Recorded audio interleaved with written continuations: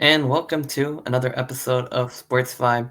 I'm Arnav Sarkar here with Jitesh Ramakrishnan, trying out a new platform today on StreamYard. So let's see how this goes. Hopefully, we can get it done in one session. Have just one nice episode for the viewers. And yeah, busy week in sports as always. NFL Week 18. We've been doing game by game recaps for the entire season somehow. So last week of that, and yeah, it's been fun. And then college football national championship game recap as well, with Michigan getting the W over Washington. And then we're going to preview each game of Wildcard Weekend, give you our predictions on that. So busy episode plan. So yeah, I mean, why don't we just get right into it with Week 18 of the NFL, last week of the regular season, and in the last week of all 32 NFL teams in action. So why don't we start on the Saturday slate with Steelers versus Ravens? Sure. All right. So, and what was a fairly typical ugly season finale battle in the AFC North? Of course, the Ravens basically trotted out was a Division two football team, and the Steelers were doing their best with all their starters, trying to somehow sneak into the playoffs using their devil witchcraft they normally do. And the Steelers were able to remain victorious, but on one caveat, despite this being an ugly game, TJ Watt is out for the wild card weekend, and that's pretty devastating because he'll be going against Buffalo, and and what TJ even with TJ Watt, Buffalo is not exactly an easy matchup. So good luck. Actually, no, I don't. I don't want to wish good luck to the Steelers. I wish you horrible luck.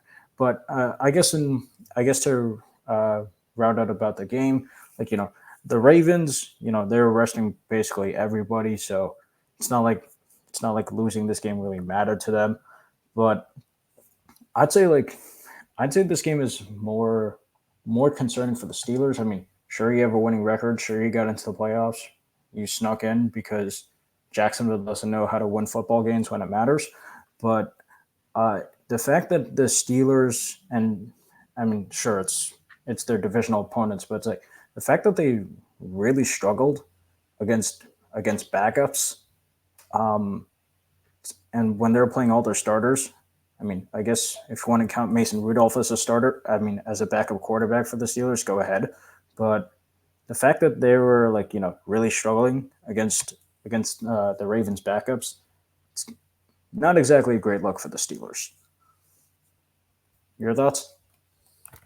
Mm-hmm. Yeah, no, I agree with that. I mean, they did definitely struggle there. With the backups a bit, but they did enough to pull away. It was kind of an ugly game. I was watching. But yeah, I mean, an ugly game. It was a rainy day there, and that touchdown to Deontay Johnson was really the thing that opened up the No, game. It was no, kind of like seven that was a seven, nice and then that touchdown kind there. of was all. Yeah, it was a nice touchdown, nice long pass there, and then that's kind of really all they needed because the Ravens couldn't really get much going with their I backups. mean, it's not like the I don't think Ravens that were really really says trying that a much, lot because anyways. that's yeah, it was a different. I mean, with Lamar Jackson and all their starters playing so completely, and most of their stars play, but I mean, with Lamar Jackson's a completely different team. So, I mean, the Steelers did what they need to do. It's been a weird season for the Steelers because they lost to 2-10 Patriots and 2-10 Cardinals in back-to-back weeks, and then the Colts, they looked like they might have been done at 7-7. Then they won the last two. So just a weird season. But I mean, Buffalo, it's going to be a tough matchup. But yeah, we can get into that later. Yeah, kind of just blog game. Ravens played Well, their backup quarterback. They had a decent performance. Steelers did enough to get the win, and then I guess well, moving speaking over of the to the other Colts, Saturday game. yeah, Yeah, speaking of those the Colts, let's Colts talk about their Texans game. collapse. We'll get about Gardner Minshew's inability to make a fourth and one pass in a little bit, but uh, I mean, this was just one more case. I mean, of course, I think it's safe to say with any reasonable assessment, CJ Stroud as the offensive rookie of the year locked up. I it's I don't know if it's remotely a contest. Maybe Puka Nakua certainly has a chance. Maybe but other than that, like the Texans, even when like they showed in the past 2 weeks, like even when they were like not exactly the healthiest of teams, and in fairly dire situations. Maybe dire is a bit of an overuse of a word, but like fairly strenuous situations. The Texans were able to pull through. They were able to show like they are a fairly complete team despite being relatively young, having a rookie quarterback, having a rookie head coach, and I guess like this is also another testament to D'Amico Ryan's potentially being named Coach of the Year. Although I'm still leaning more towards Dan Campbell. Um, but the argument can go both ways in regards to them. But um, like I thought this was a fairly good game by Houston.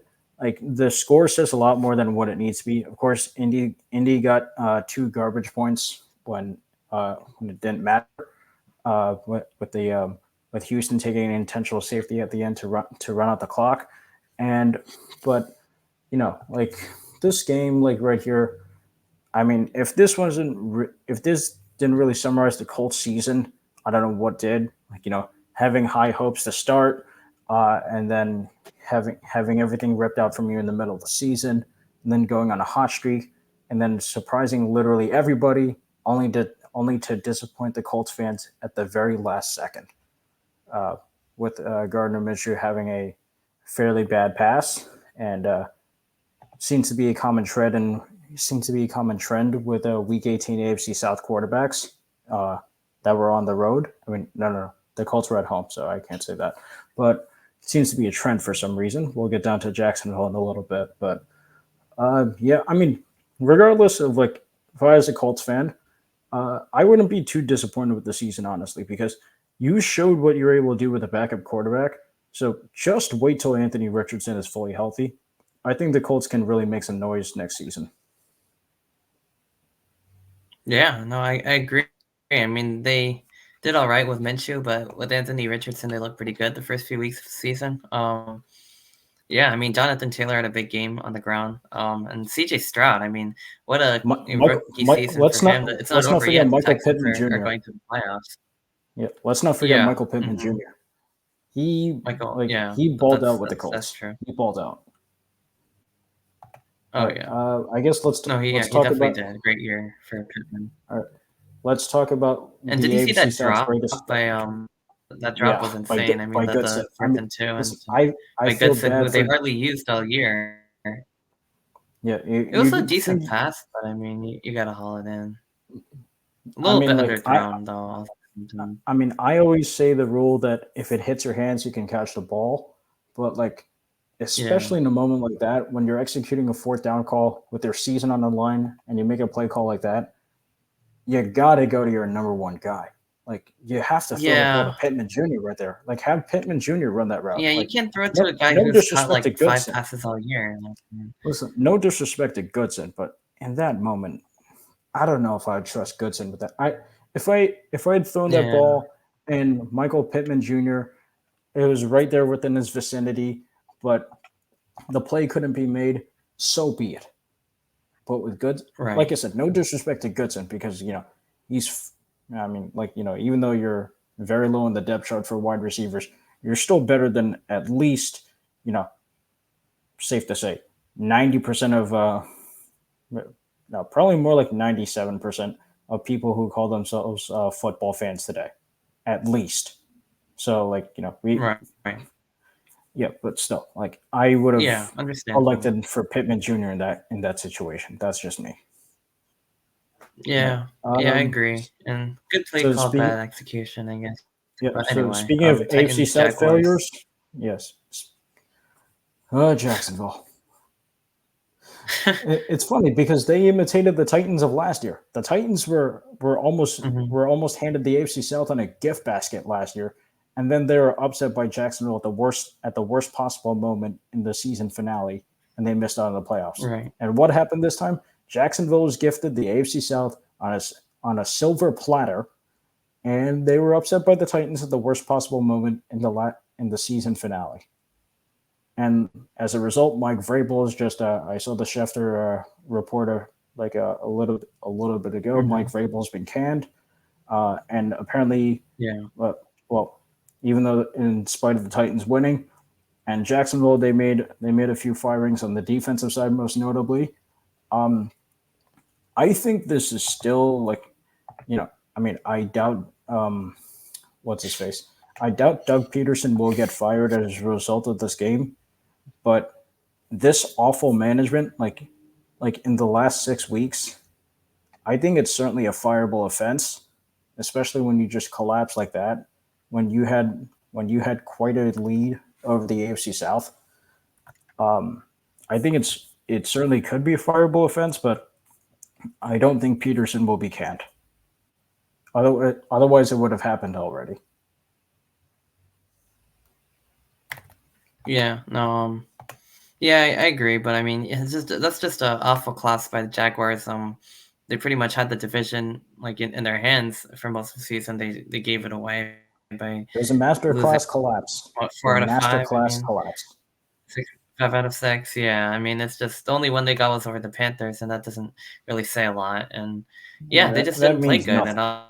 all. And they could have still beat the Titans, and they didn't do that. And Or you could have beat the yeah, it's kind of Bengals. reverse of last year when the Titans You could when have they beat the beaten the Titans. But Bengals. anyway, yeah, right, That would have helped. But well, hmm moving on. Vikings Lions. right, yeah. Are- Well, the Lions are going to host a playoff game, and in the last game of the season, they But certainly didn't but disappoint. I mean, big game. uh, one thing, Sam Laporta is out with an injury uh, because using your players successfully during garbage time. This is something the Chargers should have learned from last year when Brandon Staley, the one of the most inept coaches the league has ever seen, despite the fact that the Right. Chargers had the fifth seed locked up, were playing all of their starters, and if I remember correctly, it was Mike Williams who got hurt, and um, and the Chargers went up 27-0 on the Jaguars, and then they proceeded to charter the game away. I think we all remember Yeah. that, but you Yeah. know, I don't want to hold anything against Dan Campbell, but this is this was irresponsible manage. This is irresponsible player management. That's what I believe. You know, um, like really, like there is really nothing to benefit. There's really no gain for having all of your starters out at that late in the game at that point. And so this could potentially cost the Lions, especially since they're going to see an old friend in a few days back at Ford Field.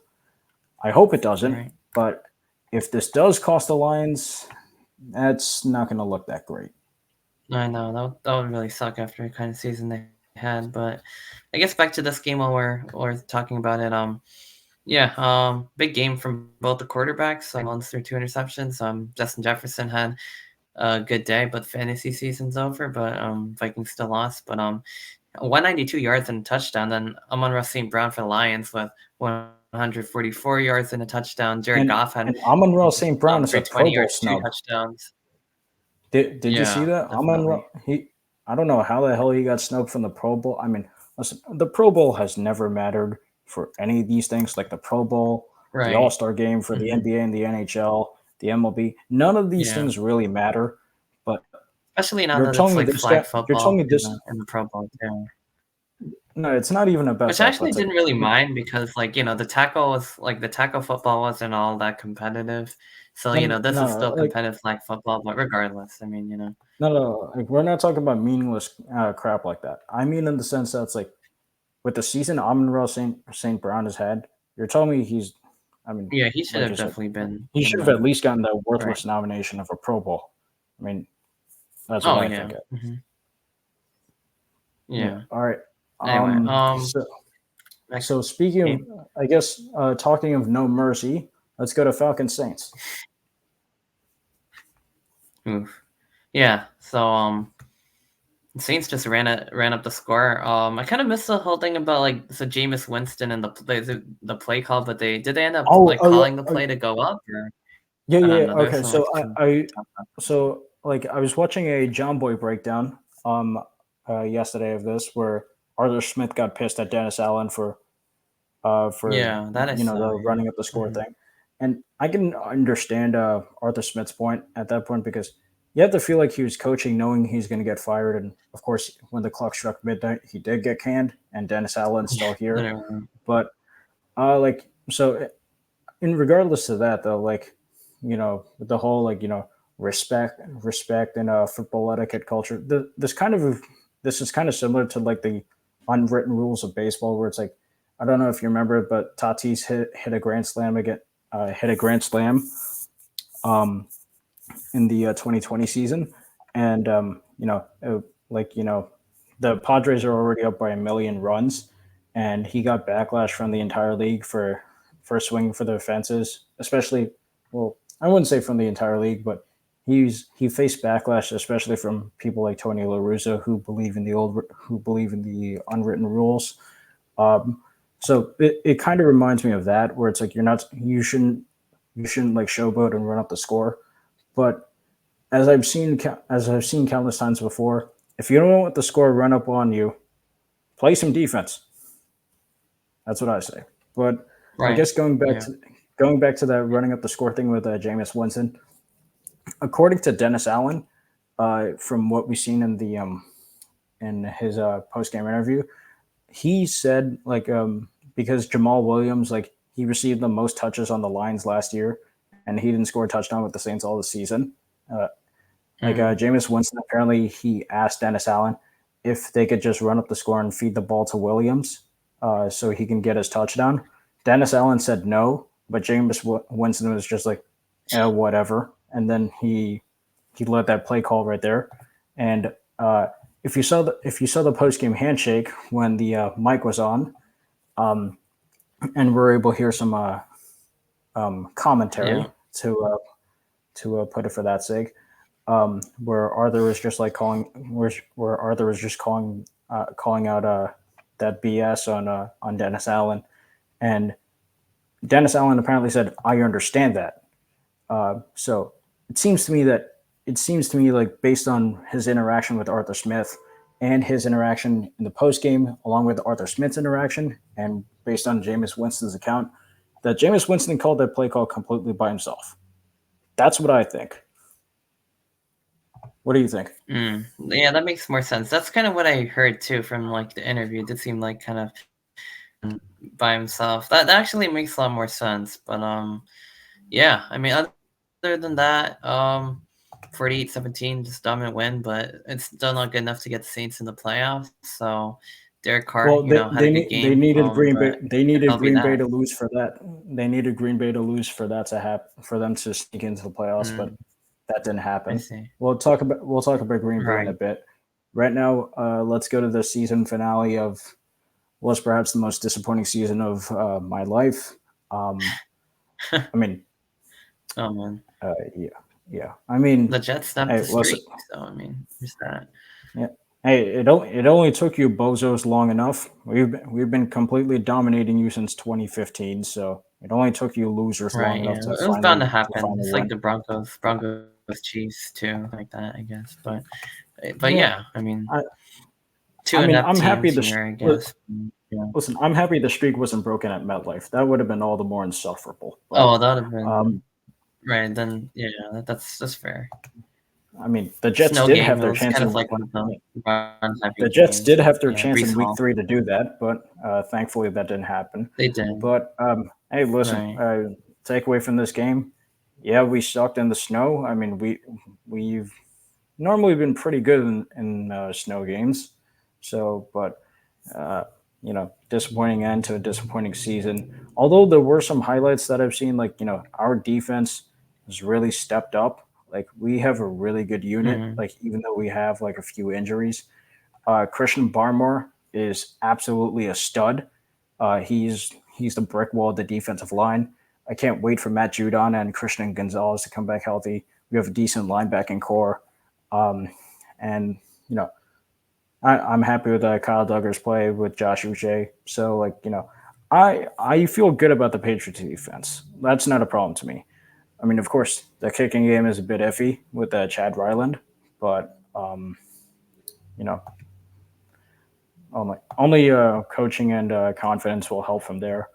The offense, I mean, outside of really Ramondre Stevenson, Ezekiel Elliott, and a few splash plays by Demario Douglas, Devontae Parker, and the occasional healthy Juju Smith-Schuster, the Mm-hmm. offense was dreadful. That's my best takeaway. The and people are saying with the Jets, if they actually had a healthy Aaron Rodgers, imagine what they could have done. Honestly, I don't really know where they would go because that same horrible offensive line is the reason why Zach Wilson got benched for a lot of, and aside from his own ineptitude, it's the same reason why Zach Wilson was constantly running for his life every 3 plays. It's the same reason why Tim Boyle got cut. It's the same reason why Trevor Simeon hasn't looked all that great for the past few weeks. So that's the one constant on the Jets. Like really, and of course, the Patriots and the Steelers. Some would say they conspired in the draft last year to um, prevent the Jets from picking up an O line, Broderick Jones, which is a move I will still support countlessly. I love that move because anything to spurn the Jets is a great thing. But really the Jets and their defense is great. All the Jets really need are some defense, some decent offensive line pieces, and they might actually somewhat be good. I hate to say it, but they might actually be good if they actually had an offensive line. Yeah. Um, that's true. I feel like you could probably say the same thing about the Giants too. A lot of same No, offensive no, line no, no. problems, You but need and a lot quarterback more than play. an But offensive quarterback line to be it's a little good. different. No, you Receiver, need yeah, a quarterback, we lot have to more figure than an all that offensive out. line to be good. A lot more. That's fair. Yeah, that's just one of like the three Yeah, problems on offense. yeah. So, and The the we'll get to the yeah, Giants a little later, I guess. But yeah. Let's talk. anyway, Let's talk the NFC South champs, Bucks Panthers. I mean, of course, oof. first thing I want to highlight that clutch play by Antoine Winfield when DJ Chalker was racing towards the end zone. Uh, Antoine Winfield at the last possible second at the 1 yard line, he just like laid everything out and just decked DJ Chark right at the goal line. The ball Wow. fumbled, and then there was a recovery by the Bucks. So that was a touchback right there. So that was a 7 point swing. So Mm, really not as smart play bad by as yeah. Antoine Winfield targeting the ball right there. Excellent play. Excellent play. That's the type of stuff right there that you want to see from your players. And of course, the Bucks didn't Oh have to yeah. play their best game, but they they won. That's all that matters. NFC South champs. You're the fourth seed, and you'll be taking on the Philadelphia Eagles next weekend. Honestly, that's a fairly interesting matchup. That's what I think. Yeah, But it is. Yeah. as for the Yeah. We'll Panthers, get to that. disappointing it. Yeah. Mm, As for the Panthers, a very disappointing end to a very disappointing season. That's you when you're by far without any contest the worst team in the league, and you don't have your first overall yeah. pick that you donated out of the kindness of your hearts to the Chicago Bears, and you have a Wow. owner who may be smart in the finance world, but clearly does not seem to be smart in the football world. Mm-hmm. Firing a head coach who's pairing. I mean, of course, things didn't start off well, 1-10 with Bryce Young and Frank Reich tandem, but you got to give things time. Like, how is Bryce Young supposed to Mm-hmm. succeed when he's being introduced to new coaches and new assistants every 3 seconds? And the GM got cleared. I mean, I can understand the GM getting cleared because you're the one who organized the trade, and it ended up sinking faster than the Titanic for the first year at least. But I disagree with the Frank Reich firing, even though they started 1-10, because I'd say you needed to give that relationship right there between Bryce and Frank at least one more season. If the next season started off the same way, yes, fire Frank Reich. I don't believe Frank Reich should have been fired, but um, it's going to be hard for the Panthers now because you don't have your first overall pick. You have at least 87 problems throughout the organization. Yeah, and if you want to count David Tepper, 88. uh, Yeah. they're not exactly viewed as a great destination for free agency right now, uh, given all these things, despite the fact that there are so many holes to fill. And um, you know, I mean, of course, I could be completely wrong, um, but it's going to look a bit rough for the Panthers going forward for the next maybe few seasons. Yeah. Yeah, that's true. Because I mean, they don't have their pick. It's just like a terrible situation. Different head coach. I mean, Bryce Young has same thing. Like we are just talking about, but like the talent on around him isn't great. The offensive line isn't great at all. I mean, so he doesn't really have a lot to work with. Yeah, I mean, they haven't even scored in the last 2 games. So, I mean, that's pretty embarrassing. Although they did play pretty well like 2 weeks before that. But, I mean, Yeah, yeah, and just it's a tough season, too. Not great. I saw something yesterday where apparently the Panthers were are like the only team this season to not have a lead going into the fourth quarter this entire season. Wow. Yeah, because even their 2 victories were like nail biters and stuff. So, yeah, I guess it's just how it is. But, yeah. So, anyway, All going right, on to Browns Bengals. Battle of Ohio. Hmm. Yeah, this was a nothing game Yeah, for Battle of Cleveland. Ohio. Yeah, you had the Yeah, 5 seed didn't locked matter at in. all. So they played their backup, Jeff Driscoll. Yeah, Yeah, and then Jake Browning for the Bengals. So the Bengals kind of ran away with it, and then I guess they took their foot off the gas, let the Browns score 14. But yeah, like I said, it doesn't really matter for like playoff purposes or anything. But I mean, I'll tell you yeah, what I does mean, matter. yeah, I'll tell you what does matter. Contract situations on T Higgins and Jamar Chase. That's mm, you know, especially since Joe Burrow important, vouched for his LSU buddy Jamar Chase. Jamar's definitely right? sticking. We know that. The question Oh yeah, is T and Higgins going to then T stick? Higgins. Oh, it's interesting because yeah, that's a good 1-2 punch, But that's a good question. He hasn't been in the lineup right recently. Did he have an injury or something? He had like that big No, like game against the Vikings. I don't yeah, know, but or it's did like they just sit him? I can't remember. he's constantly had hamstring injuries, and Right, but right, right. Yeah, he's still been able to perform like when he was like when he was able to come back. But he's been nursing those that's hamstring true. injuries all Yeah, along, so that could potentially yeah,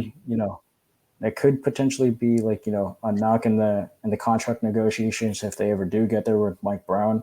I mean, of course, we know Mike Brown to be one of the cheapest owners in the NFL, but he did give Joe Burrow an awful lot of money, so maybe he might be willing to extend the same courtesy over to T Higgins and Jamar Chase, but that remains to be seen. right. Yeah. As for the Bengals are concerned, I mean, the whole division finished over 500, so they were last 9-8.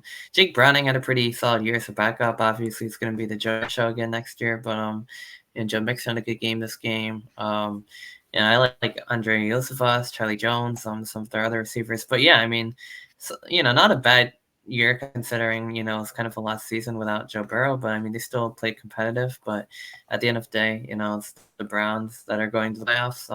They're going to give the reins back to Joe Flacco. So yeah, I guess we'll talk about that when we get to the playoff previews. But in the meantime, we'll keep going here. Bears Packers. Team going to the playoffs is Green Bay. They'll be heading to Dallas, but I guess the Packers continue their ownership of the Bears with a different quarterback. So Jordan Love had a pretty good performance again. 27 for 32, 316 yards and 2 touchdowns. He And played then Aaron well. He Jones had played really well. 111. Jaden Reed won, yeah, very well. It's almost like a perfect, quarterback day. So I mean, yeah, so that's pretty solid. I mean, the Bears finished with 7-10 record, but they'll have the number 1 pick, so it doesn't really matter too much for them, I guess. And Fields, you know, decent Well, day, I guess, but not too here's the thing: much, we in don't the know air. whether Justin Fields is going to stay or not. I mean, of course, like That's I the believe thing. I like don't know. The fans he want him still to had. now, but I I mean, mean, he still has his option, of course, but remains to be seen what the Bears management thinks. Because Fields, like, of course, he started off the season fairly rocky, but he has shown over the past few weeks that maybe he could be the guy. Like maybe Fields was just a late bloomer. Like, you know. So it's going to be a very tough decision for Chicago. Either way, whatever they pick, and with the number one overall pick going into this draft, they are going to change history, Right. whether it's for them or for the league. If they pick Caleb Williams, well, that's another quarterback going to Chicago right there, and goodbye Fields. But if they were to make the move of like say picking Marvin Harrison Jr., that means they believe in their guy. And Hmm. imagine if they poached like T Higgins in free agency, something like that. Um, the Bears would have a fairly nice offense to watch, and they already have a fairly good defense. Or if they trade down the number one over pick, God knows what happens. Either way, the Bears are going to make history with their first overall pick this season. Oh yeah. Yeah, that's true. Whether they pick Caleb Williams, Marvin Harrison, what they do, yeah, it's going to determine the rest of the draft too, probably, or set the domino effect into motion. So yeah, I Yeah, mean, I guess the it'll next be game interesting to look at. definitely interesting for teams picking high in the draft as well. So another one of those teams is the Commanders. They took another loss, 38-10, but I mean, for their sake, it's probably a good thing. And for the Cowboys, they didn't need to win the games with the way the Eagles played, but they did in dominant fashion. They look playoff ready. Like Cowboys are rolling. I mean, Get to have we've a good said win the on the same road thing about the there. Cowboys. We've said the same thing about the Cowboys, like looking playoff ready for at least the past 10 years. I mean, minus the That's true. 2020 season. So, I mean, but We don't really I know until we see it, I guess, is the thing. But they still can't really beat listen, good like, teams. That's the problem. But I mean, and they except can't for the really win on Lions, the I guess they road. could win at home. Yeah, they can't Well, really win on the do, road. do we San do we really Francisco's call the still going to be Lions a a win? problem. I don't know about that game.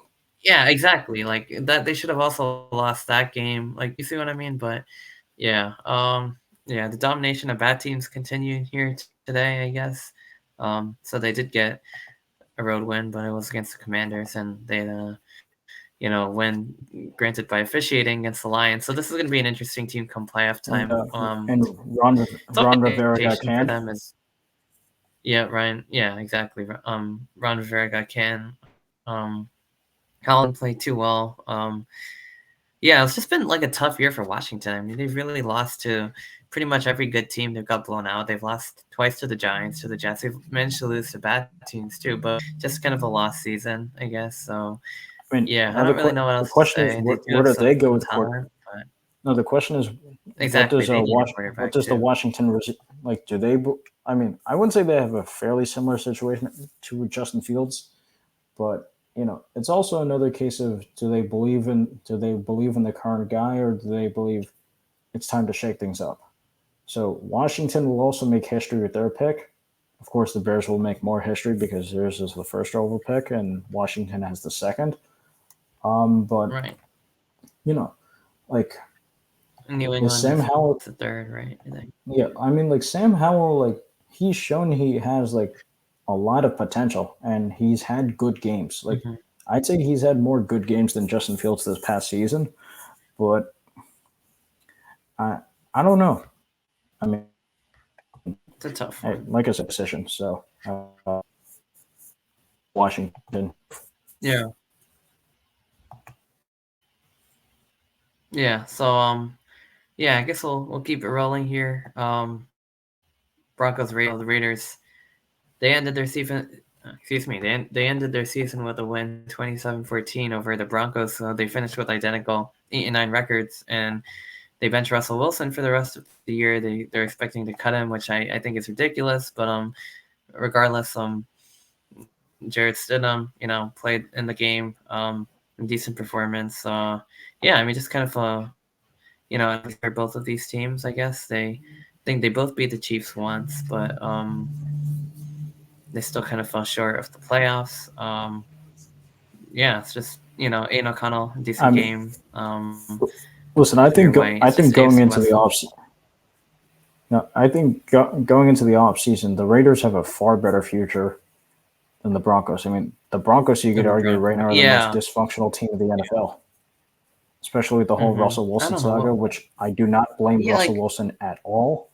Sean Payton seems to be taking, Yeah. rather than being more of a head coach, he seems to be taking on more of the dictator role at a Mile High, and you know, Right.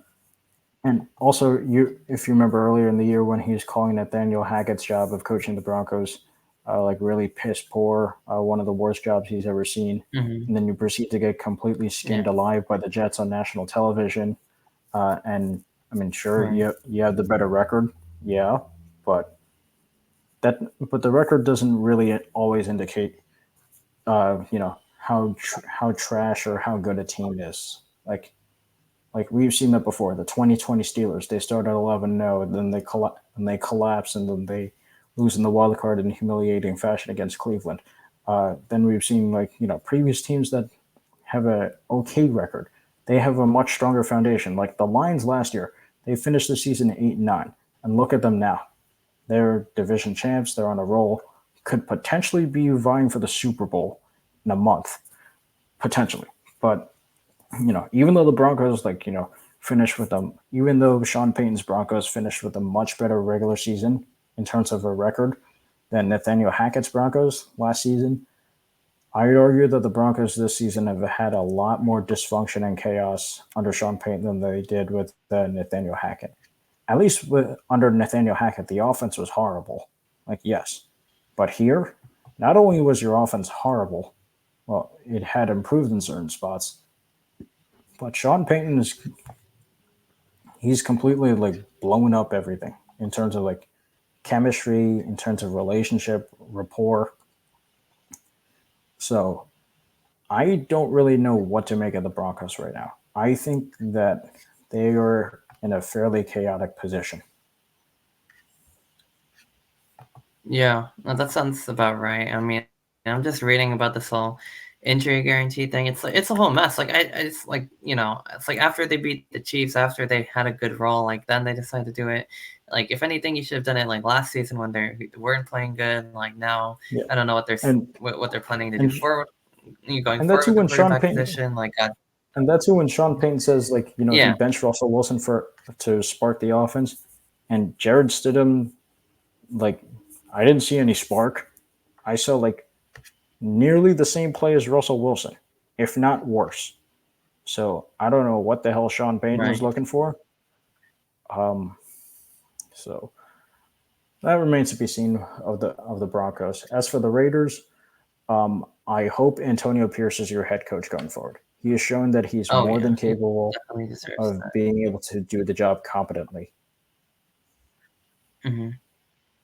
Yeah, yeah, they played really well last four games. 63-21 over the Chargers, beat the Chiefs. I mean, on Christmas, they beat the Broncos, close loss to the Colts. They definitely look much more competent than they did most of the season.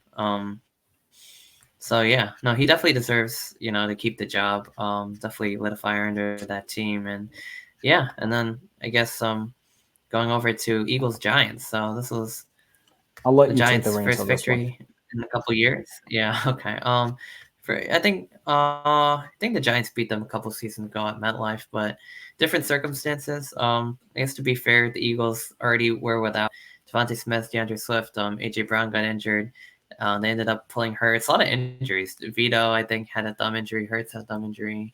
Or DeVito had an ankle injury. I think Hurts and Tyrod Taylor who ended up staying, both had thumb injuries. But I mean, yeah, dominant win by the Giants. Great way to end the season. Moved down one draft spot, so I was pretty happy to see that. Saquon got in the end zone twice. A lot of decisions the Giants have to make now with Saquon Barkley. It was kind of the last game for Sterling Shepard, who's been through a lot of these ups and downs. So he's been on the Giants for a long time. So it was nice to honor him. Wendell Robinson, Darius Slayton, they got going. So it was nice to see. And the Eagles were like very dysfunctional. I mean, I don't know what's going on with them, but it's like all their problems came I, together in 1 week. I And it's assume kind you're of not like complaining. the Giants. I'm not complaining, but I mean, it's just like, well, the Eagles already lost to the Cardinals before, and they were kind of on the wrong direction. But it's like, so I thought the Giants were, had a chance to win the game. I didn't expect like a complete implosion, but I guess once they pulled their players, it kind of, they kind of just decided to just split start pulling more and more. It kind of just made sense. And the second half was just kind of mostly just a wash at that point. The game was pretty much already over. But I mean, yeah, it was just a feel good game I mean, for the honestly, Giants. what I I mean, I think, wish they played like that more in the season, but the last yeah, 3 weeks they played better. Even the loss to the Eagles, they showed life in the second half. Tyrod I mean, Taylor is actually looking pretty good, and then against the Rams, close loss, and then the Eagles, wrong direction. But I mean, hopefully they can get it together for playoff time. Otherwise, they might, be headed towards a one I and mean, done. the way I see it, the Eagles, the Dolphins, and the Jaguars, all three of them were like the same team like this entire season. Start off strong, Yeah, and you basically have the division wrapped up by Thanksgiving, only to absolutely collapse the worst possible moment, look like three of the most dysfunctional teams at the worst possible time, and you relinquish the divisional crown over to arguably your greatest foes in the division.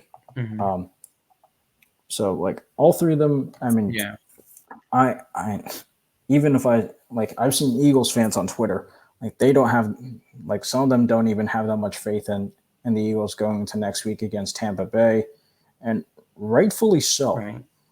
But we'll talk about Yeah, that. We'll talk about that later. yeah, All right. yeah, definitely going in the wrong direction. But yes, anyway, going to the last 4 games of the regular season recap. We're, Seahawks, well, Cardinals. what I think was funny is that, like, without realizing it, the NFC West, um, both the away teams won their matchups, We had and the same score uh, too. yeah, Yeah. 21-20, which is, I don't know. I mean, it's no scoregami, but how often do you see that? But the Right. It's like Seahawks, one extra they point or ended their something. season. Yeah, Mhm. the seasons they ended the Seahawks. They ended their season on a high note, but of course, like this will bring more questions. I mean, the Seahawks arguably had the toughest path into the playoffs. If you want to talk about their last like 4 to 5 week stretch, so it's certainly going to be an off season of, like, do we stick with Geno? Is Pete Carroll Right. really our guy? What more do we need to add? Um, and just like last season, the Seahawks fell just short of making the 7th seed in the playoffs. I mean, of course, you could argue that and if we were talking a few years ago of the 6 seeds, the Seahawks, like, cling on to dear life means absolutely nothing. But since things have changed, now there's a 7th seed. New doors have opened up for more opportunities for more teams. So take advantage of these opportunities you got. So this will certainly be a questionable offseason going in for Seattle. As for the Cardinals, yeah, the season didn't start off strong, but I'd say the season ended on a high note. Sure, you lost this game, but you're able to, like, you showed fight. You showed that in the face of adversity, you don't like hold your you don't you hold your head up, and you continue to fight. You continue to pursue. You continue to persevere. We saw that against the Eagles last week, and they were still able to remain in the contest with Seattle, a team does a fringe playoff contender until the last possible moment. Mhm. So I think, like, in spite of the Cardinals being 4-13, I don't think they're in that bad of a spot, really. Yeah. I mean, not really. I mean, considering they didn't have Kyler Murray for most of the season, they weren't really expected to do a ton, but I mean, they do have some pieces to make, a better run next year, I guess. High draft pick with Murray back, and then James Conner, Michael Wilson. They had some good wins. I mean, they beat the Cowboys, they beat the Eagles. They did pretty well against the entire NFC East. They lost to the Giants and the Commanders, I think. But I mean, they beat the Steelers, so that I don't know if that really says much. But yeah, they played competitive football the last few weeks, even against some better teams like the Niners too. And then the recent win over the Eagles. The Seahawks are competitive, so they definitely, like, they showed up and a lot more than at the beginning, I guess. But that's probably because of the quarterback situation. Although Josh Dobbs wasn't bad by any means, but like, I mean, Kyler Murray definitely, is their He guy brought that spark back position. in. So yeah, Yeah, they have a bright maybe that future with maybe them. that's the spark Sean Payton was looking for. All you had to do was go down Arizona, maybe, Yeah. but I don't know. Uh-huh. All right, Maybe. let's talk Yeah. about Could the be. Yeah. Rams Niners. Yep. Yeah, Right. yeah. Yeah. So This is the battle first of the time the backups Rams. here. So Yeah, this is the first time the Rams have beaten the 49ers in a regular season in a while. But again, right. both teams were almost playing for nothing. Yeah, I think the Rams going into this matchup, they had the 6th seed locked up anyways. So, and even if they lost the game, I don't think they would have moved down to the 7th seed. So this game was really just a nothing contest. 49ers, they'd already clinched the first seed in the NFC a while back. So, this, again, this was a fairly nothing matchup, but, the, Puka still had a great game. So the Rams are going into the wild card matchup on a high note. They're going in with a really hot offense, a and Matthew Stafford. He unlike last season, he's actually healthy right now, and he's got dependable assets outside of Cooper Cup. He's got Kyron Williams. He's got Puka Nakua. So the Rams can certainly make a splash going into the wild card. I certainly hope they don't because I really want to see Detroit win their first playoff game in 30 years at home, or really just win their first playoff game. And when even was the last time the Lions won a playoff game? Let me search that up while you take over. Gotcha. Yeah. So sticking more to this game, battle of the backups, like I said, yeah, it didn't really mean too much. The Rams did get their first regular season win over the Niners in quite a while. Obviously, I remember the Rams run to the Super Bowl over the Oh yeah, Niners a couple years ago. just a Stafford. brief interruption. Last time Lions won a playoff game was in 1991 against the Cowboys, 38-6 in the Wow. Silver Dome. Oh wow. That's in like the old Detroit Stadium for Ford Field, I guess. Yeah, Pontiac Silver Dome. Right. Okay. Well, yeah, and then I guess yeah. So this game didn't really matter too much, but I mean the backups look pretty good. I mean Carson Wentz, I haven't seen a lot of him since I guess I don't even know in the Indianapolis days, and the whole Philly thing was a while ago now. But Sam Darnold in the reserve also Don't played pretty forget well. Washington. Neither if that really matters, but wait, what? I said Oh don't yeah, forget well yeah, Washington. the Commanders, obviously. Yeah, Washington. Yes. All Yeah, right, Chiefs Chargers. played really well with the Commanders. Yeah. Yeah. Exactly. So Chiefs Chargers yeah, Chiefs again, a nothing Chargers matchup. pickups game. N- Exactly. a nothing matchup. Chiefs had the 3 seed locked up. Chargers had a high draft pick locked up. So this game, regardless of who won or who lost, really didn't mean anything. The score, even though it ended 13-12, it's really not indicative of really anything of what the Chiefs did or what the Chargers did. So I don't really have much of a takeaway Yeah. from this game. Yeah. But I will say that Yeah. I guess there's one takeaway from the Chargers. Ever since Brandon Staley's been fired, the Chargers have played in a lot closer games. I don't That's think that's a true. coincidence. No, not at all. Yeah. Last three games, even though they lost all three, they were much closer than getting embarrassed by the Raiders and pretty much almost everyone they played either in a close loss or in a blowout loss or they charged. But yeah, I mean, I guess that's not happening anymore, which is a good thing. The backups, No, well, no, no, no, even no, no. manager, The Chargers will always charge her, but they may not charge her to the extent of which they were under Brandon Staley. Until yeah, they prove us wrong, otherwise the Chargers will always charge her.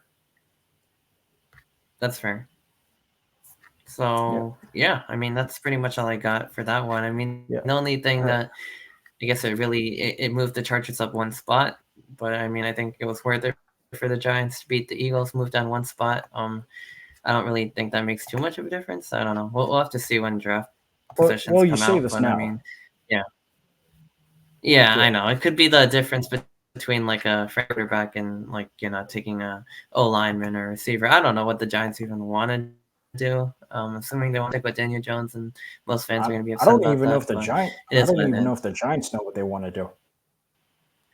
Yeah, there's too I many gen. things that they could do. It probably depends on what happens with those Yeah, other picks. All right, So yeah, and the season last finale of last Week game. 18, the Bills Dolphins. Wow. I'll start us out on this one. So, Hmm. what initially started out as a gladiatorial battle between which AFC East quarterback was more overrated than the other, both quarterbacks were determined to show their soft and generous side by giving the balls away with stupid interceptions in the red zone, and Yeah. and and in the battle of the gladiatorial overrated AFC East quarterbacks, Tua Tagovailoa Tua Tagovailoa won that battle. Um, and of course, when you won the battle, of course you lost because Hmm. this was a. I mean, I frankly, for a team that was holding on to the AFC East crown for the entire season, especially when Buffalo was written off for dead before they got their win against Kansas City, um, the Right. Dolphins, the Dolphins, I should say in this case, the Dolphins collapsed at the worst possible moment, and apparently they forgot this ancient technique known as football, known as catching the football. The Dolphins seem to be completely allergic to catching it in critical moments, did not have an understanding of what to do. And of course, me being a Patriots fan, of course, I absolutely despise the Bills and the Dolphins. But if I was asked to pick which quarterback has more killer instinct, which quarterback is more dependable in the dire situations, I'd probably have to pick Josh Allen. Like he's shown repeatedly, time and time again, that he Yeah. has the ability to pull Buffalo out of a hole and at least give Buffalo a fighting chance, if not a win. I mean, of course, I don't blame Josh Allen at all for that for the Kansas City game a few years ago. Oh The wild scoring affair in the divisional round, because Josh Allen has yeah. shown that he was able to tie no he was able to take the lead for the Bills with 13 seconds left with Gabriel Davis's 4 touchdown pass, if I remember correctly, and it's the Bills defense that forgot that was playing prevent defense against the Kansas City Chiefs with 13 seconds left to go before you went to back-to-back AFC Championship games, and the Bills defense felt like surrendering a million yards in 13 seconds for the Chiefs to tie the game and never see the ball in Yeah. overtime. You should have So kicked the squib kick too, but yeah. yeah, Hmm. yeah, I don't understand that But either. anyway, But yeah, so yeah. like I said, It's old news. if I was forced to, if I was forced to pick between the two, which quarterback would be more dependable, and as a result, which is the better quarterback, I'd still have to say Josh Allen. So, going to next week, I mean, of course, you could argue that the Bills have arguably the easiest opponent out of all the playoff teams, and I don't know if you could argue that the Dolphins have the toughest opponent in the playoffs, but we've seen what Kansas City can do in the playoffs. So, congratulations, Dolphins! You blew it on the AFC East division crown, and what could have been your easy matchup against the Steelers has now turned into your matchup against Kansas City. So nice going. Yeah.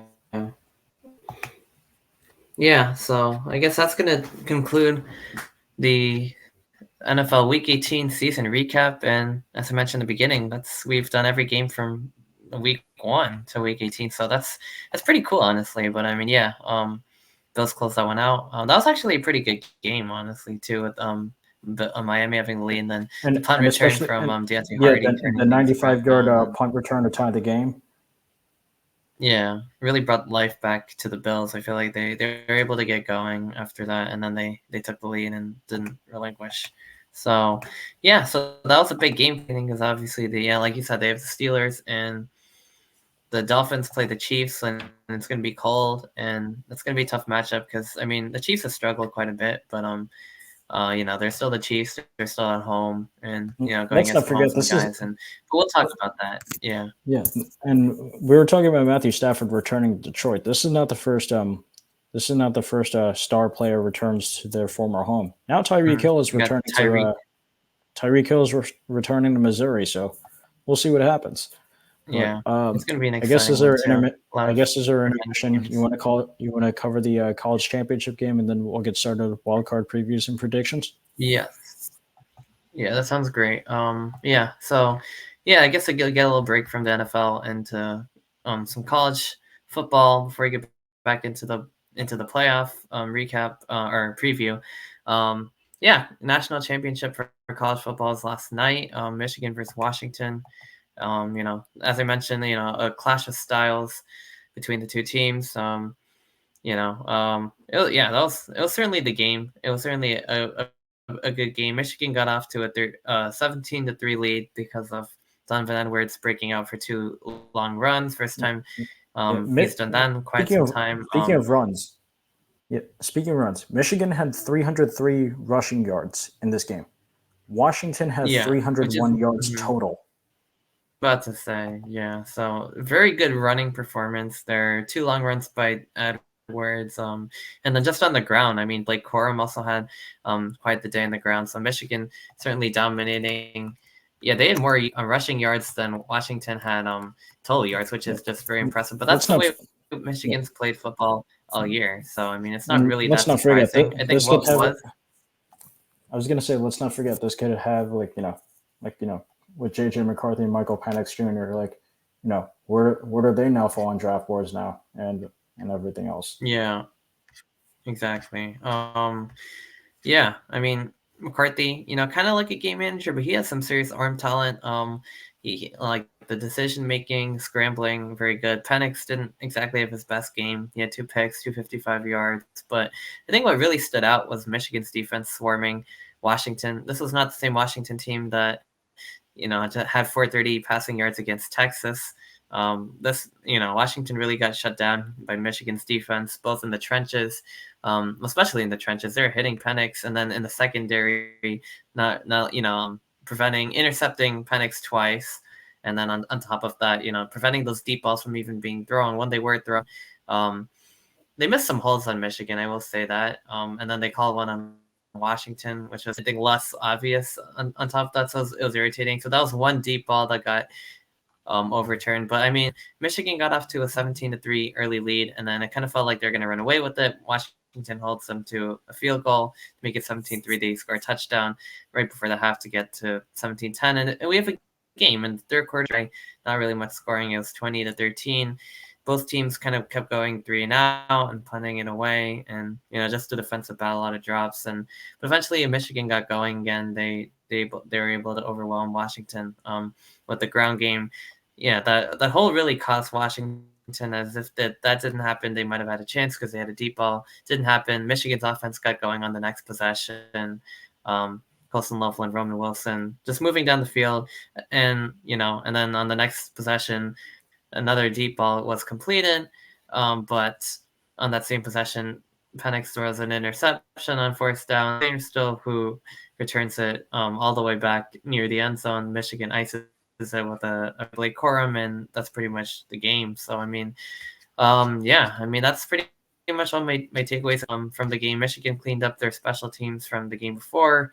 They were definitely the most dominant team on both offense and defense. I had no issues thinking that Michigan was going to be able to run the ball, move the ball on Washington. They certainly did that. I was yeah. So I was pretty certain Michigan was going to be fine moving the ball on Washington. I wasn't so sure Washington was going to be able to move the ball on Michigan, and I was absolutely right because Michigan absolutely clamped up on them, made them take short passes, runs, which they weren't as successful with, didn't let them deep ball out, and forced Penix into tough throws. Penix was bruised and battered by the end of the game, and the receivers just weren't able to get going. So, yeah, I mean, Michigan definitely dominated. They were the best team in the country.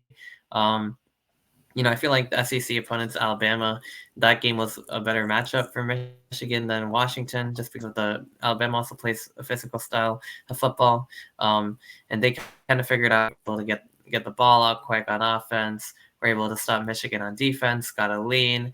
Because it's Alabama, coached by Nick Saban. Computer would know more about this, but they're up 20-13. Michigan still had the resolve to come back despite making special teams mistakes, missing field goals, muffing punts. They're still able to do just enough to come back and then save the ball from going into the end zone. Jake recovering it, getting tackled at the one, and then once it went to overtime, Michigan ran it in. Blake Corum and then Jalen Milrow took a low snap and right into the blue wall. on fourth down, and Michigan got the win in overtime at the Rose Bowl. That was a really good game. This game, not a bad game, but I mean, it was a little bit of a dry game. But Michigan's style really prevailed over Washington's style. Yeah, that's a Big Ten off being able to just stifle Washington. They definitely proved they're the best team in the country, and they have the national championship to show for it. So, I mean, I'm not really the biggest Michigan fan, but I have to, pay my respects, I guess, to because they definitely did earn that one. And the only reason Alabama was even that close was because Michigan made a lot of mistakes on special teams, and that wasn't the case this time. So just a dominating performance by the Wolverines. Yeah, Michigan's going to get hit probably with sanctions in the offseason. They have a lot of investigations, but I mean, with the sign stealing and all, but I mean, they fired Connor Stallions. They still won their toughest games of the season. So you could say anything about a soft schedule or them not being able to win playoff games because they proved it against all odds there. And yeah, that run game, that defense, JJ McCarthy, good enough quarterback now what remains to be seen to make all the right routes and win the game.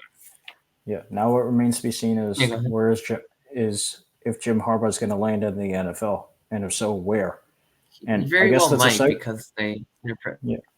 going to try to And of throw the course, book at him. But and of yeah, course, when Don Yee is your agent, anything is possible. Like Don Yee for the NFL agents, he's kind of I wouldn't exactly say like Scott Boras of the MLB, where Scott Boras holds out towards free agency and gets their clients the biggest contract possible.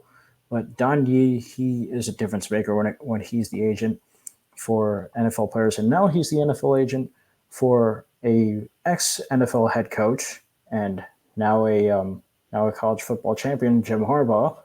And if Jim Harbaugh makes his grand return to the NFL, we'll see if that happens and which team will he go to. But right now, we're not going to worry about that. Right now, we're just going to get into wildcard previews. So, first thing is, right. I will give me and Arnav will both give our predictions for who's going to take it, and then we'll just go into the we'll just go into depth with the games a little bit more. So I'll just rapid fire my predictions. Browns Texans. I will give the victory to Cleveland. Dolphins Chiefs. I think by some miracle of Tyreek Hill, not that and of course the Chiefs are very well accustomed to seeing miracles from Tyreek Hill.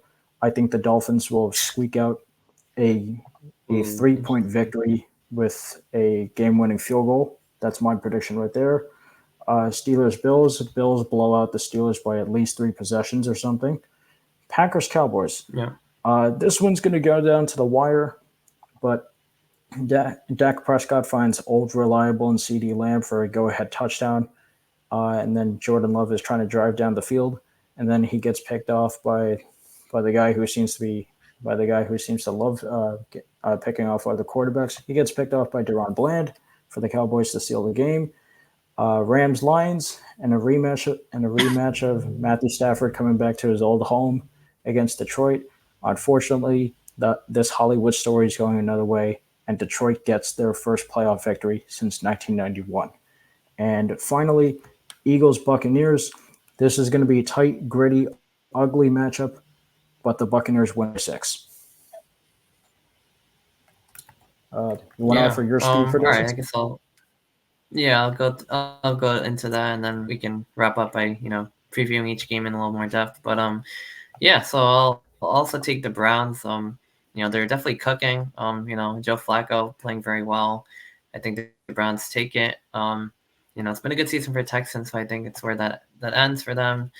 Dolphins Chiefs. Ooh, this is a good one. I don't know. I mean, I think it's a the battle Chiefs of could probably get frauds. through, but yeah, that because Chiefs kind of have been struggling lately, and with offense flying But receivers, but I mean the Dolphins also have. Miami ended the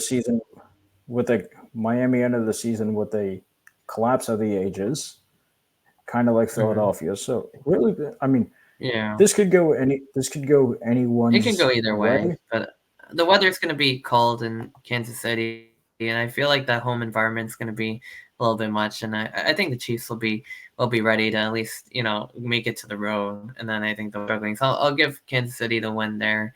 Steelers Bills on Sunday. I'll go Bills. Because yeah, I don't really feel like Steelers have much of a chance. especially with Packers TJ Watt being Cowboys. out. Yeah, that's a huge blow. And then yeah, and then the next game, Packers Cowboys. I'm gonna go Cowboys. Yeah, Green Bay could make this one interesting. Looking good, but I mean, I don't know. It feels like the Well, Cowboys are, we've they've had been playing interesting pretty games in the decently past. enough. And Yeah, we've had interesting yeah, we have. games in the past with Green Bay and Dallas. 10 years ago, Des Bryant made the Mhm. catch, and apparently the NFL did not seem to think so. But Right. I mean, likewise, I don't Yeah. believe the Cowboys would have beaten the Seahawks in the NFC Championship, but who knows? Maybe that could have happened, and we would have gotten a Patriots Cowboys Super Bowl. We would have had America's Well, team versus the Dallas Cowboys. Who knows? Maybe that could have happened. yeah. That would have been interesting. Tough one for neutral fans, I guess. But the Cowboys, yeah, I'll take them. I mean, I think they've been playing good enough where, And of especially at course, home. I mean, I don't think of course, anyone's let's like not won in forget the Dallas. So I mean, let's. I was going to say, let's not forget the 2016 NFC divisional round, where Aaron Rodgers just worked that magic with 20 seconds left. Mm-hmm. The sideline catch that Jared Cook. Yeah. That was a great game. Yeah. Oh yeah. Yeah. Mm-hmm. That was in Green Bay, right, that year? No. That was in Jerry World. Or Dallas? 2014 was in Green Bay. Oh, right. The rematch. Yeah. So they've had like a lot of postseason history, but in this case, it's the Green Bay Packers. I mean, they aren't the same old Packers. I mean, they've been playing well, Jordan Love, but I mean, it's Jerry World. Like, I don't think this year, especially, I don't think they're gonna lose their when the road gets hard, we can revisit that. But I don't think they're gonna go to Super Bowl, but I think I'll give the boys the win here. Well, you And don't then the want them Rams to go to the Lions. Super That's Bowl. gonna There's a be difference. Yeah, well. there's a difference between not That I wanting them know. and not I do that thinking. a lot, but I mean, Yeah. All right. Rams Lions. well, yeah. Go. But anyway, yeah, that's fair. But anyway, I'm giving Dallas a win against Green Bay, and then we'll revisit that. And then the Rams Lions. I mean, I don't know. I feel like Detroit, the Lions have had too great of a year, and they're playing it at home, and they have, they just look really good. The Rams do too. They're coming in, nice and hot as well. But I mean, I feel like they haven't been quite as good as the Lions. I feel like the Lions have been kind of on the next level. The Rams have kind of been in close games with inferior teams and stuff like that. So I mean, I feel like the Lions are going to be able to squeak it out. Stafford's return to Detroit, and then Eagles Bucks. Man, I mean, it's like the perfect team for the Eagles to bounce back against, but I mean, I have no faith in them after they just lost At to the the same time, it's Cardinals and the also the Giants. perfect.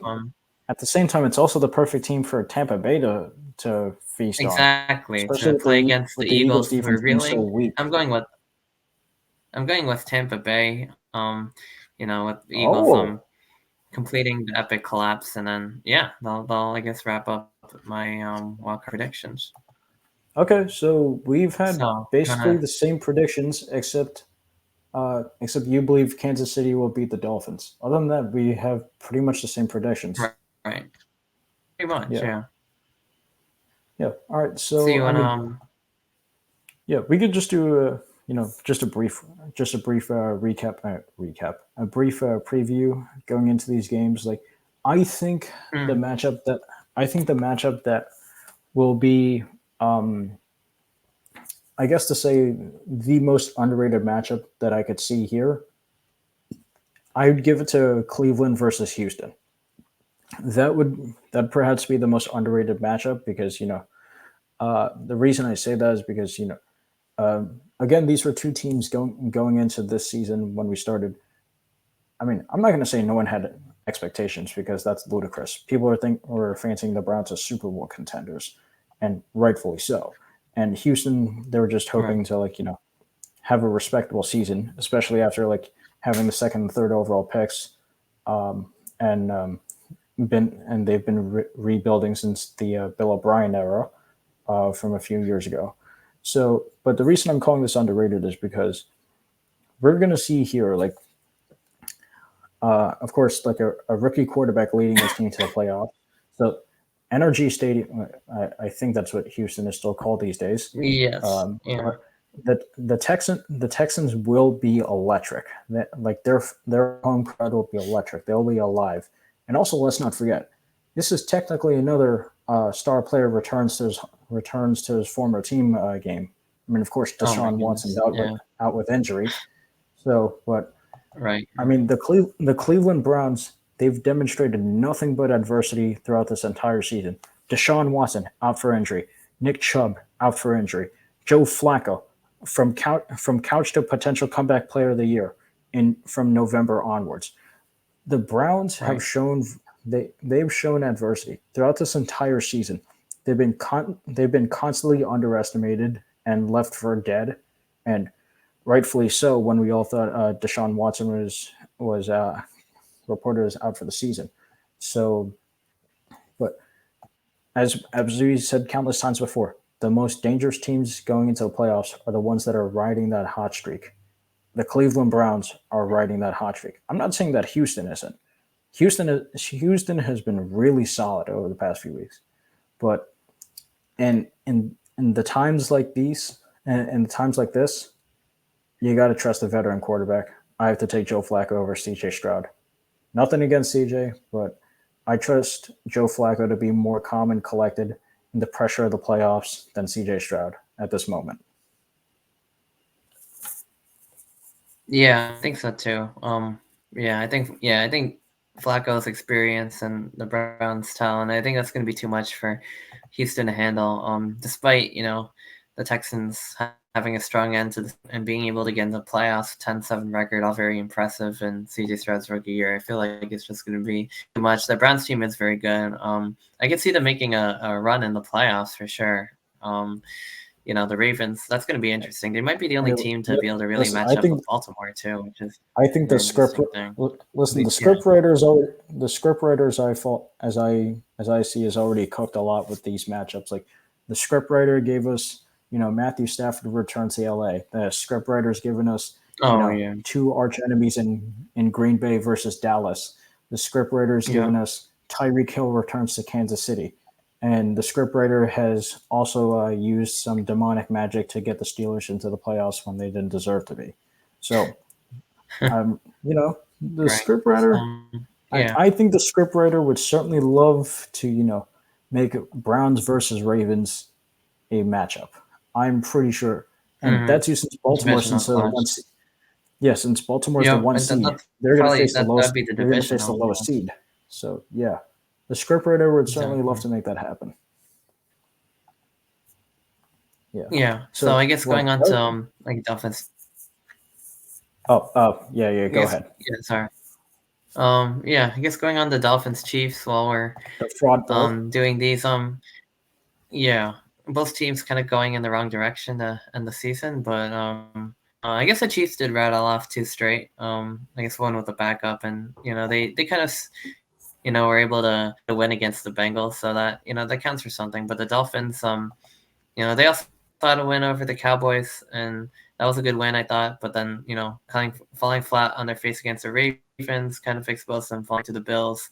Them going on the road, going to Kansas City, like I said, it's going to be a tough place to play. It's going to be interesting. I mean, with the Chiefs, the year that they've had, I mean, the offensive line not looking too great. The receivers being just dropping everything in sight. I mean, Rashee Rice has looked pretty good for them, I think. Isaiah Pacheco's dominated on the ground. Happy Pacheco's to say been. that as a Rutgers alum. You could argue Pacheco's been their best weapon this entire season. Yeah, because he's been the only one who's really consistent. You cannot trust half of these receivers, or even more of them, more than that. I mean, even Kelsey's been dropping all these falls. I mean, in any Yeah, I'm case, not complaining. yeah, not to make any more Taylor Swift references, I Don't you? guess, but Dolphins Chiefs. Oh, Why would sorry. you do that? Yeah, I just thought about Travis Kelsey. Did he see the Golden Globes thing? I thought that was pretty funny about how No they one had cares more about. cameras This is football. We don't have time at to the talk about at, meaningless at the garbage like NFL. that. Anyway, so point in case, but I still feel like the Chiefs will be able to hang on to this one. I get it, but I don't know. It's just the Dolphins just didn't really look too great, and since it's so weather related, that's not going to really work out in Miami's favor, I guess. And I don't know. The Chiefs are used to it being there I think they'll have enough to get past this round. But I think when the Chiefs hit the road, I think they're going to be in for a rude awakening, especially if they end up playing like Buffalo or Baltimore, like later down. Oh, it'd be a fairly decent change of pace if Kansas City has to visit Baltimore. That would be interesting. Yeah, I mean they would have to. I Well, mean, no, not assuming Kansas they City get there. I visiting mean, I think Baltimore. they visit No, the Bills no, no, first. no. I misspoke. Kansas City has to visit Buffalo. That would be interesting. Right. Yeah, because the Bills always come to Kansas City. It would be interesting. And speaking about the Bills, Bills Steelers, I if the no, if the Bills don't win yeah, this by 3 possessions, I count this as a loss. It's as simple as that.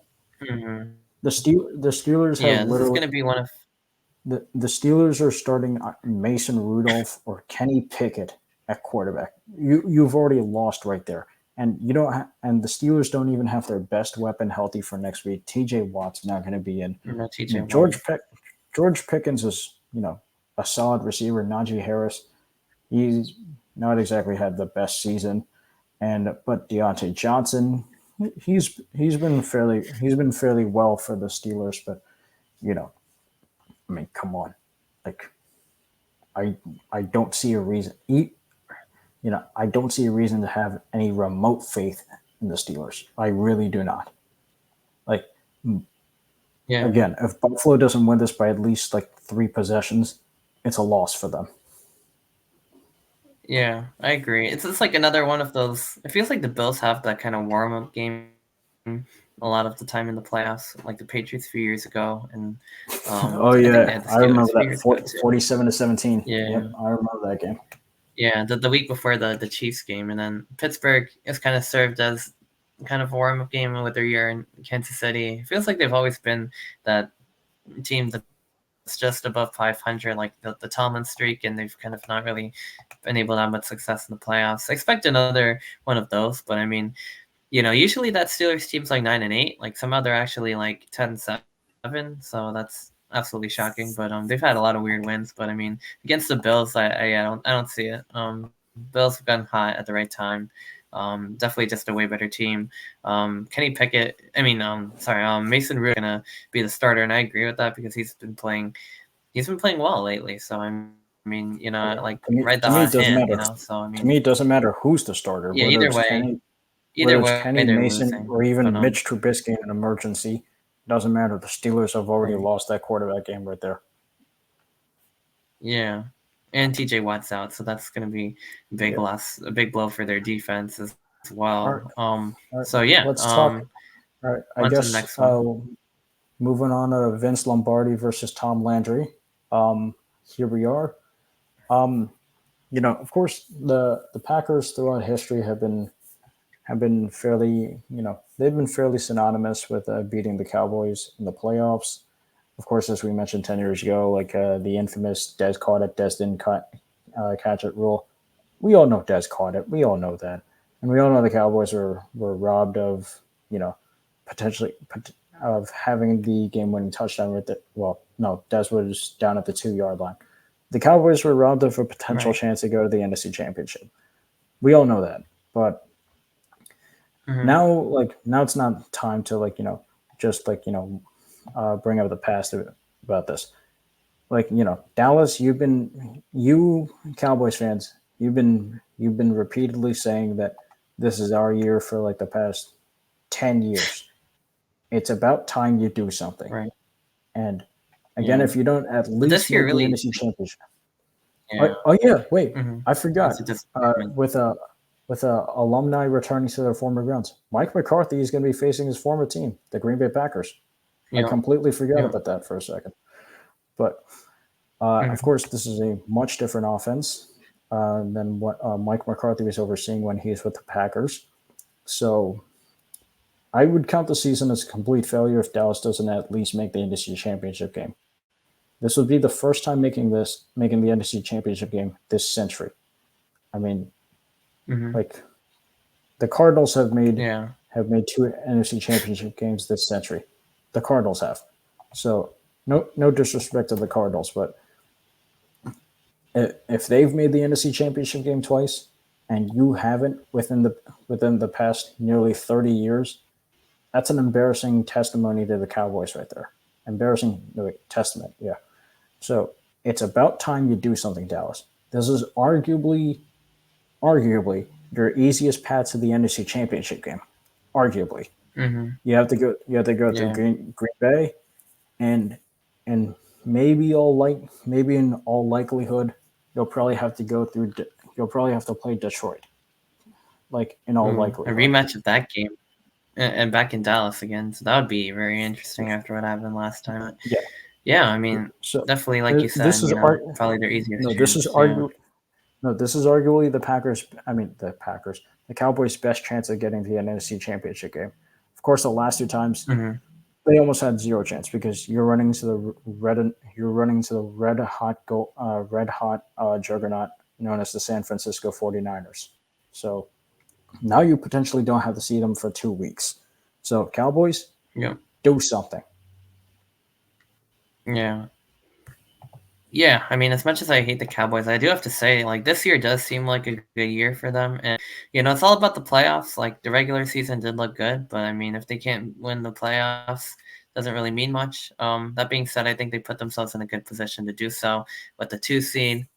They'll be home until I'm assuming, they went out, they'll probably be home until the NFC Championship game in which case they'll have to play tough one at San Francisco. But I mean, yeah, like you said, it's a failure if they don't get at least um yeah, so they need to take the next step forward, definitely, especially with the kind of talent they have on offense and defense and the kind of season they've had.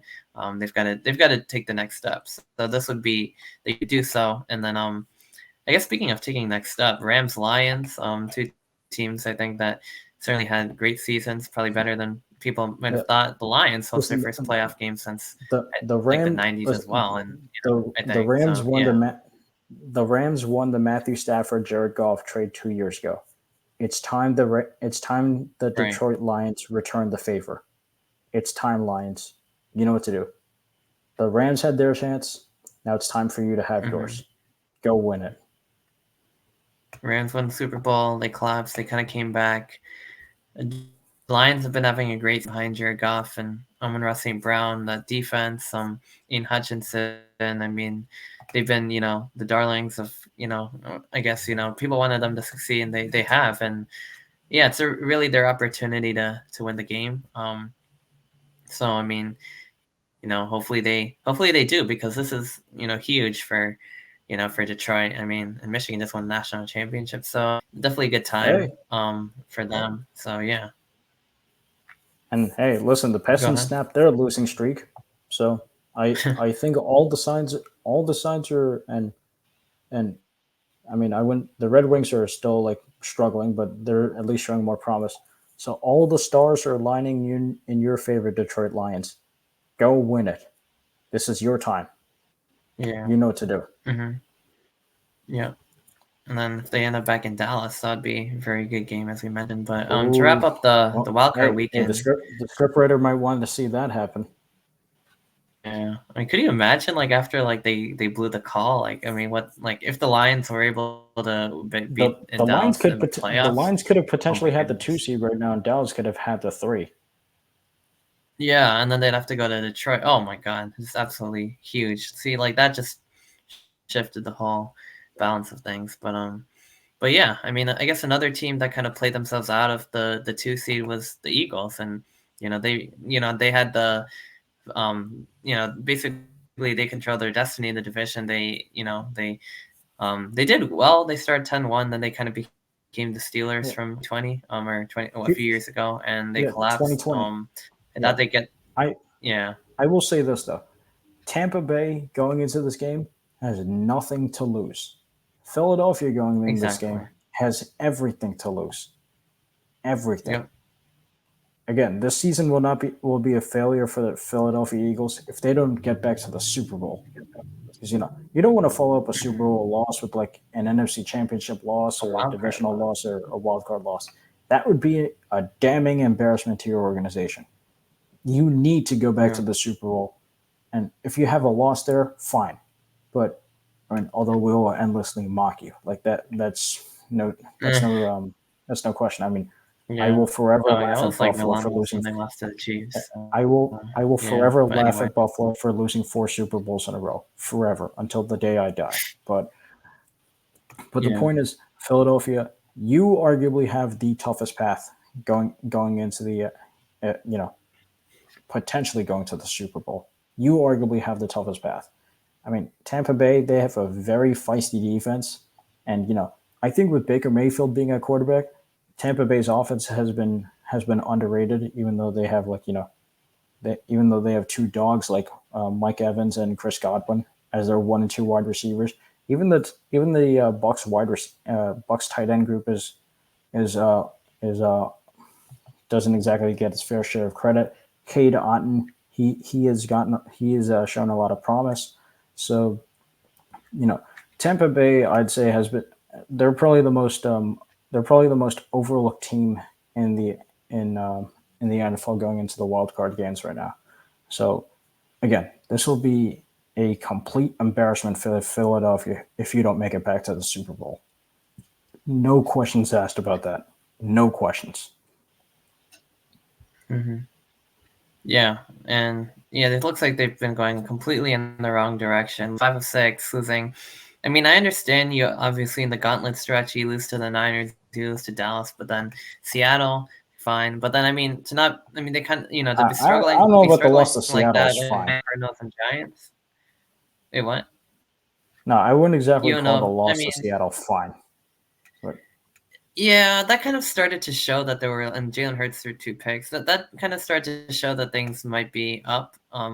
But I mean, it really got like worse when they almost blew a lead to the Giants after getting off to a 20-3 start, and then losing to the Cardinals, losing on to the Christmas the Day, Giants, just having nothing on defense, not much on offense. I mean, it's like all their problems kind of came to a head the last week, like I said, against the Giants, but even against the Cardinals, like that defense not playing well. But I mean, if you're the Eagles, you got to flush all of that. It's the best, probably the best matchup for them in terms of the playoffs that they're gonna see. Same thing for the Buccaneers, but it's just season 0-0. You just gotta flush and move on and play your best football. So I mean, if they can get healthy, which is also a question, I think they do have a chance to beat the Buccaneers. The rest of it, I can't really say the same, but I think they could. That being said, I mean, I don't know. It just seems like things are going way too far in the wrong direction, and the Bucks aren't like a pushover team or anything. Like they beat the Jaguars, they beat some decent teams. They've been playing decent football. I mean, I think this is for them to knock off the Eagles like they did. I think it was a couple years ago in the wild card, although very different yeah, circumstances. yeah, that This that time was around. I believe, if I remember correctly, that was the 2021 postseason where the Buccaneers just made a complete mockery of the Eagles. And Yeah, that was a very and different Eagles team before I their rise. I I think that was think a I think different it Bucks yeah team from the Super I think Bowl. if I remember correctly, that was also the same game where Mike Evans did a front flip into the end zone. I I, I think Maybe that's it Mike was the Evans. same day that I remember. It was the same day that Dallas blew the lead to, or not even blew the lead. They just didn't get the snap off against the Niners in Dallas, and everyone Yeah, mocked them. But yeah, it was a good day. Both the Eagles and the Cowboys getting eliminated on the same yeah, day, that must have been and one of your that kind of favorite days. finish to the. Oh yeah, that was great. So yeah, I mean, hopefully we have another great weekend of playoff football. I mean, the schedule looks appetizing and great, and that's probably that's just about going to do it here for this episode of Sports Vibe, all in one piece for about an hour and a half now. But yeah, we took you through week 18, the college football championship, and the NFL wildcard round previews, what to expect for each game. And yeah, with that we'll be signing off. We'll see you next week for more football, more wild card, where we'll review the wild card round, preview the divisional round, and yeah, so until then, have a good week and enjoy the time off.